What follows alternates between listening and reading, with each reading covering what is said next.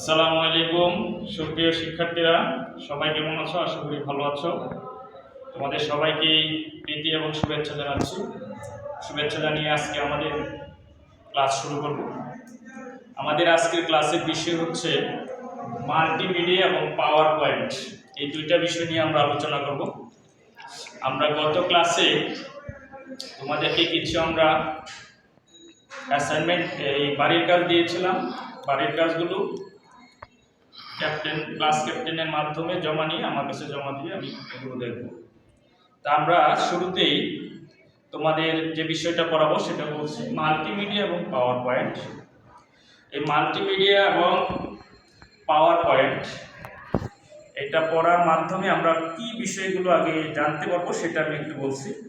আমরা জানতে পারবো মাল্টিমিডিয়া কি, মাল্টিমিডিয়ার মাধ্যমগুলো কি, ব্যবহার কিভাবে করতে হয়, এর গুরুত্ব, এবং পাওয়ার পয়েন্ট সম্পর্কে ধারণা লাভ করতে পারবো।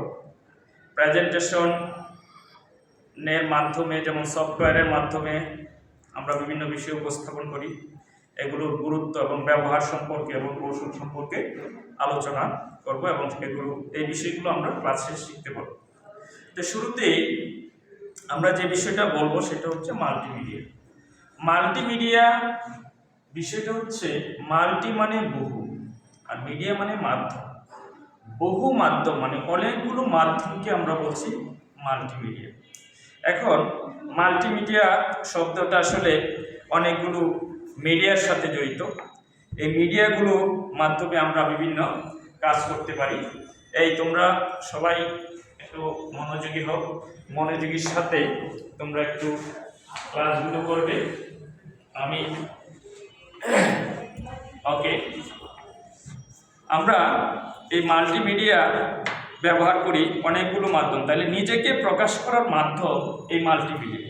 মাল্টিমিডিয়ার মাধ্যমে আমরা নিজেকে প্রকাশ করতে পারি। এই মাল্টিমিডিয়ার মাধ্যমে বিভিন্ন মাধ্যমের সমন্বয় করা হয়। এখানে radio, television, cinema, video, audio, বর্ণ, শব্দ, এছাড়া অনেকগুলো বিষয় ব্যবহার করে আমরা মাল্টিমিডিয়া কাজ করতে পারি। শুধু এখন বর্তমানে কম্পিউটার নয়, মোবাইল ফোন, স্মার্টফোন, ট্যাবলেট, এগুলোর মাধ্যমেও এখন আমরা এগুলো ব্যবহার করতে পারছি। অর্থাৎ একটি মাধ্যম নয়, অনেকগুলো মাধ্যম ব্যবহার করে কোনো বিষয় উপস্থাপন করা, সেটা ইলেকট্রনিক মাধ্যমে হতে পারে বা অন্য কোনো মাধ্যমে হতে পারে, যেখানে বর্ণ থাকে, ভিডিও থাকে, শব্দ থাকে, চিত্র থাকে, গ্রাফ থাকে। এই সবগুলো বিষয়কে আমরা বলছি মাল্টিমিডিয়া। আমরা এখানে একটা চিত্র দিয়েছি, তোমরা দেখতে পাচ্ছ মাল্টিমিডিয়া। এই মাল্টিমিডিয়া বিভিন্ন মাধ্যমে প্রকাশ করা যায়। তার মধ্যে চিত্র, গ্রাফিক্স, শব্দ, audio, interactive, computing, animation, video, text বা বর্ণ। টেক্সট সম্পর্কে আমরা জানি, কম্পিউটারে টেক্সট বা বর্ণ লেখার মাধ্যমে বিষয়গুলো উপস্থাপন করা হয়। চিত্র বা গ্রাফিক্সে বিভিন্ন ধরনের ছবি আঁকা হয়, চিত্র আঁকা হয়, গ্রাফ করা হয়। সেখানে শব্দ এবং অডিও মাধ্যমেও বর্তমানে বিভিন্ন বিষয় আমরা উপস্থাপন করছি। কম্পিউটারের মাধ্যমে অনেক আধুনিক প্রযুক্তির মাধ্যমে সেগুলো উপস্থাপন করা যায়। তাছাড়া ভিডিও সম্পর্কে আমরা সবাই জানি, বর্তমানে স্থির নয়, যেটা চলমান আকারে থাকে এই চিত্রগুলো, এগুলোকে আমরা ভিডিও বলি। এগুলোর মাধ্যমে আমরা বিভিন্ন বিষয় প্রকাশ করতে পারি। এবং অ্যানিমেশন, এখানে বিভিন্ন ধরনের শব্দ, গ্রাফ, চিত্র, ভিডিও আকার ধারণ করে কৃত্রিম উপায়ে সেটা আমরা করে থাকি বা করা যায়, সেটাকে অ্যানিমেশন বলি। আর ইন্টারেক্টিভ কম্পিউটিং হলো অনেকগুলো বিষয় একসাথে যখন করা হয়, যেমন ভিডিও, অ্যানিমেশন, শব্দ, অডিও, টেক্সট, এই সবগুলো বিষয় একসাথে করে আন্তঃমিথস্ক্রিয়ার মাধ্যমে সেই বিষয়গুলো উপস্থাপন করা যায়। এগুলো হচ্ছে মাল্টিমিডিয়া। তাহলে আমরা দেখো, মাল্টিমিডিয়া মানে বহু মাধ্যম, অনেকগুলো মাধ্যমে যেটা প্রকাশ করি, এই মাধ্যমগুলো আমরা এখানে দেখতে পেলাম। এবং মাল্টিমিডিয়ার এখন আমরা ব্যবহার ক্ষেত্র জানবো। মাল্টিমিডিয়া কোথায় কোথায় ব্যবহার। এখানে আমরা একটা চিত্র দেখতে পাচ্ছি। এখানে মাল্টিমিডিয়ায় শিক্ষার উপকরণ হিসেবে ব্যবহার করতে পারে, যেমন মাল্টিমিডিয়া সফটওয়্যার, ডিজিটাল প্রকাশনা। এছাড়া বিনোদন জগতে বর্তমানে মাল্টিমিডিয়া অনেক ব্যবহার হচ্ছে। বিজ্ঞাপনের ক্ষেত্রে, গেমস, বিভিন্ন ধরনের গেমসের মাধ্যমে সেটা আমরা ব্যবহার করছি। এবং অ্যানিমেশনেও সেই মাল্টিমিডিয়া ব্যাপক ব্যবহার আমরা লক্ষ্য করছি। এই বিষয়গুলো হচ্ছে ব্যবহার হচ্ছে। তাহলে মাল্টিমিডিয়া কি সেটা আমরা জানলাম, মাল্টিমিডিয়ার ব্যবহার বা মাধ্যমগুলো জানলাম, এবং মাল্টিমিডিয়া কোন কোন ক্ষেত্রে আমরা ব্যবহার করি এই ব্যবহারের বিষয়গুলো আমরা জানতে পারবো। তোমরা নিশ্চয়ই এই বিষয়ে বুঝতে পেরেছো? কারো কোনো প্রশ্ন আছে? ওকে, তুমি একটু বলো তাহলে মাল্টিমিডিয়া কি। হ্যাঁ, থ্যাংক ইউ, ভালো বলেছো তোমরা। তাহলে তুমি একটু বলো মাল্টিমিডিয়ার দুইটা মাধ্যম বলো। থ্যাংক ইউ, অনেক সুন্দর। এবং মাল্টিমিডিয়ার যে ব্যবহার ক্ষেত্রগুলো এগুলো আমরা আলোচনা করেছি।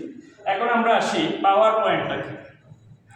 পাওয়ার পয়েন্ট হচ্ছে কোনো বিষয়, গবেষক হতে পারে বা শিক্ষাবিদ হতে পারে, সমাজকর্মী হতে পারে, তারা তাদের সেমিনার, সিম্পোজিয়াম, কর্মশালায় কোনো একটা বিষয় সুন্দরভাবে সহজে চিত্র আকারে বা বিভিন্ন ধরনের অডিও ভিডিও শব্দের মাধ্যমে সেগুলো প্রকাশ করার একটা মাধ্যম হচ্ছে মাইক্রোসফট পাওয়ার পয়েন্ট প্রোগ্রাম। এটা মূলত একটা সফটওয়্যার, এর মাধ্যমে আমরা কোনো একটা বিষয়কে সেখানে অডিও ভিডিও শব্দ, টেক্সট, ছবি এগুলো যুক্ত করে একের পর এক অত্যন্ত আকর্ষণীয়ভাবে সেখানে উপস্থাপন করা যায়, যেখানে দেখাও যায় আবার শোনাও যেতে পারে, এবং ওই বিষয়গুলো সুন্দরভাবে আমরা উপস্থাপন করি।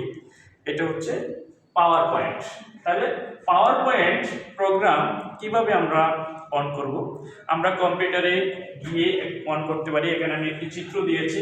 পাওয়ার পয়েন্ট প্রোগ্রাম কিভাবে খুলবে, তোমরা তৈরি করবে, সেটা প্রথমে স্টার্ট বাটনে যেতে হবে, অল প্রোগ্রামসে যেতে হবে, তারপরে মাইক্রোসফট অফিস মেনুতে গিয়ে সেখানে দেখা যাবে মাইক্রোসফট পাওয়ার পয়েন্ট নামে একটা মেনু আছে, সেখানে ক্লিক করে আমরা এই মাইক্রোসফট পাওয়ার পয়েন্টের মেনুটা ওপেন করলে এরকম বিভিন্ন ধরনের স্লাইড তৈরি করা যাবে। যেমন পাওয়ার পয়েন্টের স্লাইড, এই ধরনের একটা চিত্র আসবে। সেখানে এই চিত্রটা আসলে এখানে দুইটা বিষয় থাকে, click to add title, click to add subtitle. এখানে আমরা টাইটেলগুলো অ্যাড করে ক্লিক করে সেখানে আমাদের প্রয়োজন মতো লেখা, টেক্সট এগুলো দিতে পারি। এছাড়াও এখানে প্রয়োজনে আমরা ছবি যোগ করতে পারবো, ভিডিও যোগ করতে পারবো বা অ্যানিমেশন দিতে পারবো। এই টাইপের বিষয়গুলো দিয়ে আমরা একাধিক স্লাইড তৈরি করতে পারি। এই যে নতুন স্লাইড তৈরি করা, ছবি যুক্ত করা, শব্দ প্রয়োগ, ভিডিও যুক্ত করা, এর মাধ্যমে আমরা এই বিষয়গুলো পাওয়ার পয়েন্টে উপস্থাপন করি। প্রেজেন্টেশনের এই যে একটা অংশ, শুধুমাত্র একটা অংশকে আমরা বলি স্লাইড, আবার একাধিক স্লাইড থাকে, একাধিক স্লাইড বিশিষ্ট এই পৃষ্ঠাগুলোকে আমরা বলি হ্যান্ডস আউট। বলো, একটি স্লাইড যদি থাকে, এই একটি অংশকে প্রেজেন্টেশন, একটা অংশকে বলি স্লাইড, আর একাধিক স্লাইড যুক্ত যে পৃষ্ঠাটা সেটাকে আমরা বলি হ্যান্ডস আউট।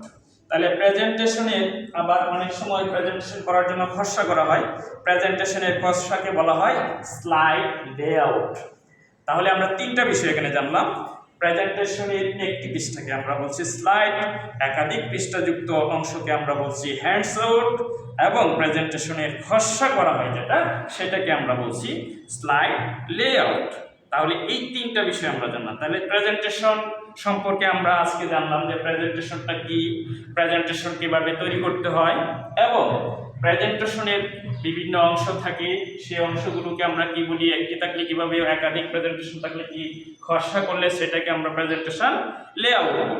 তাহলে তোমরা নিঃসন্দেহে মাল্টিমিডিয়া এবং পাওয়ার পয়েন্ট সম্পর্কে মোটামুটি ধারণা পেয়েছো।